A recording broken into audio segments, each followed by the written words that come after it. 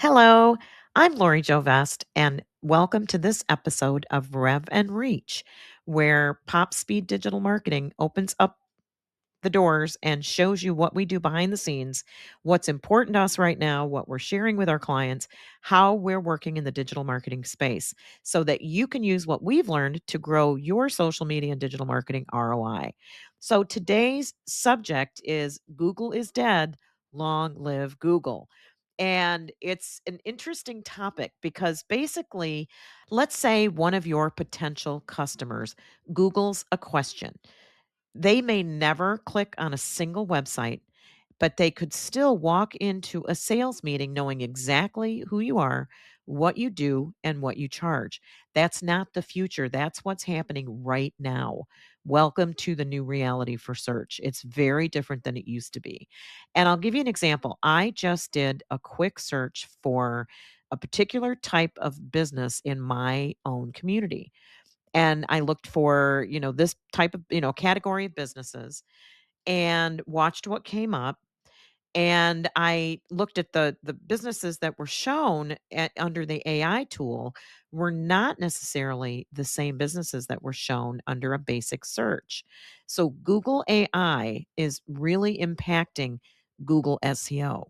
So what I noticed was three of those agencies that had been quoted in the AI response to the question that I asked had actually created lists on their own websites of the top 10 businesses in their industry, and of course put themselves at the top. And so when I opened up the AI tool, there was the response. Here's these different types of companies that do what you're asking about.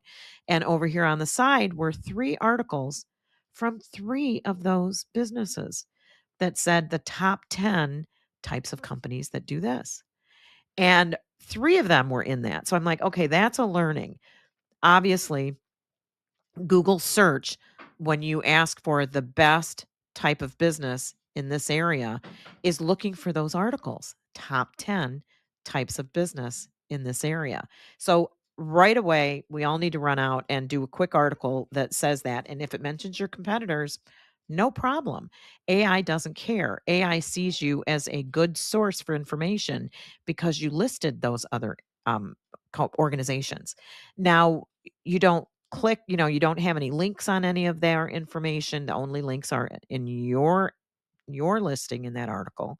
But you mention everybody and talk about them.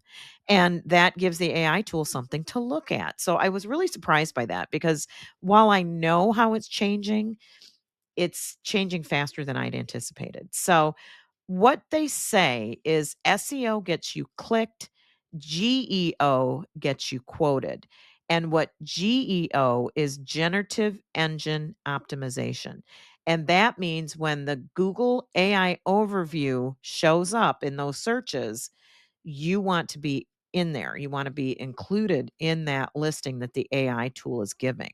So looking at some statistics here, Google AI overviews now appear in roughly 25% of all Google searches, which is double the rate from just a few months ago. So if you're a house painter, you want to have a website that has an article that says the 10 best house painters in Southeast Michigan or in, rural Virginia or whatever it is, so that you show up in those Google searches that are AI driven. So 80% of search users now rely on AI generated summaries for at least 40% of their searches, which is contributing to a 15 to 25% drop in traditional SEO website traffic. So think about that. Your website traffic from Google is going down. So all the things that we used before, it's all changed. Your website is no longer the first stop. And in many cases, it might not even be a stop at all. AI assistants may move your consumer from the question to the comparison to the recommendation without them ever opening another tab. So think about that. It's really going to be important that we ensure that we show up in AI searches. So, what is actually being referenced in a geo search, which again is generative engine optimization? So it's basically AI optimization. It's just a fun jargony way to say it. So if traditional SEO is about earning a top spot among the top links, Geo is about earning a place among the top 2 to 7 sources that AI platforms cite in a response. When an AI engine names your brand in its answer, it's actually delivering an implicit endorsement that a simple search engine listing could not do. The AI tool is given more credibility than a search that's just based on keywords. So I find that really interesting.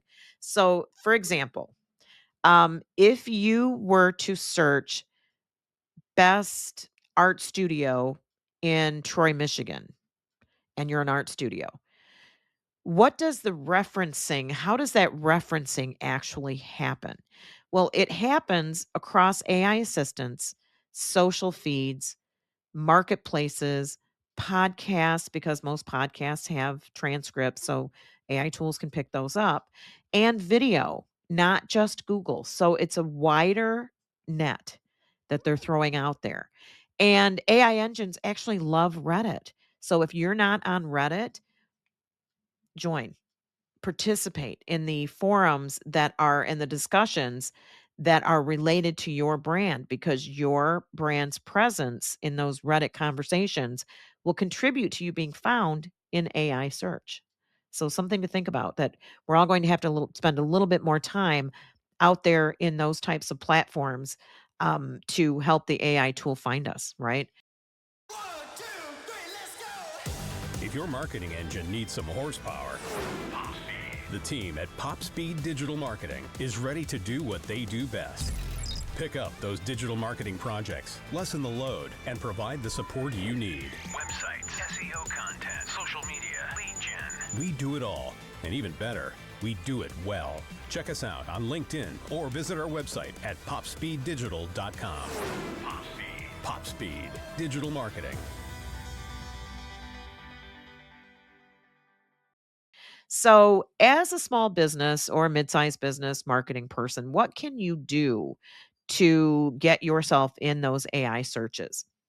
First things first, audit your current AI presence right now. I need to go on there and say, okay, what questions do my clients have? So, for example, I could say, how could you solve not getting ROI from social media? How can you get more clicks on your social links? How can you get more email signups? I could ask those questions in 2 or 3 of the AI tools, see what comes back. And again, look at those companies that are referenced, click through to that content and see what is it, audit it so that I can understand what is actually gaining the attention in my business category. Doesn't cost anything, takes you about 20 minutes. Well worth the effort to do that. I would also encourage people to say, to go to your AI tool and say, tell me about, and put your business name in there. Tell me about, like I would say, tell me about PopSpeed Digital Marketing. And then see what it says and what sources it pulls from and how it answers that question, and work backwards. So if it's not answering the question in the way you want it to, click that link and find out where it's getting that information so that you can learn from that audit, right? So the other thing you can do to help AI see your information is keep your content fresh. We hear from people that don't understand exactly how SEO and GEO work, and they say, "Well, we have a blog. We don't really need to put much content up on it, right? Because I mean, it covers the basic topics maybe once a month." Once a month is okay, once a month is not great. An article that was published in, say, second quarter of 2025 is not going to be seen by the AI tool as having as much value as a newer article with similar information that was published in Q1 of 2026. So, keeping fresh content on your site is going to be really, really important. Make sure your cornerstone content is regularly updated. Your basic information about your organization. How can you amp it up? How can you rewrite it maybe quarterly so that what's there is continually being refreshed so it's updated and new, because AI tools love that. Create content that answers questions directly. Actually create articles that answer the question. For example, we could do this for Pop Speed. How do you get more ROI out of social media? And that would be the title of the article, would be referred to throughout the article, and really give great information for people who are asking that question. Structured pages and blog posts around the actual questions that your customers ask, not just keywords. The AI tools actually pull from content that gives clean, direct answers. Make sure your content does that. So, the next piece of advice, show up in more places than just your website. Um, your website is great. And you need to be on LinkedIn. You need to be in industry directories. You need to have articles that you've written or contributed to. You need to be involved in forum discussions. If your brand shows up in multiple places, the AI tool sees you as being more valuable. If you're just on your website, meh.